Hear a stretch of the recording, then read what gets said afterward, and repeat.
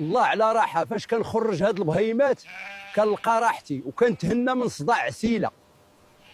اللهم بارك على زين وعلى جمال.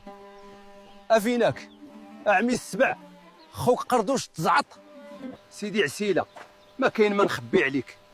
إيه عجباتني قردوشه بزاف وبغيتك تمشي معايا نخطبها. باينه عليك اقردوش، نعستي مورا العصر وفقتي مدوخ. قلت لك ما تنعسش مورا العصر راه خايب ليك. اش بان لك عمي السبع؟ مشيت لعند عسيله نطلبو يوقف معايا وهو كيضحك عليا. ولكن اقردوش انت كتعلق فين تفلق، ما عندك فين تسكن وباغي تزوج بقردوشه اللي باها الباس عليه. حتى انت تضي اعمي السبع، ولكن والله حتى نديها سوا بغيتو سوا كرهتو. عسولتي قردوش صدمني اليوم، قال لي بغا يتزوج بقردوشه بنت الحاج الفاضل. الخماس الاخر انا غير مسكنو معانا وهو باغي يتعلق فين يتفلق.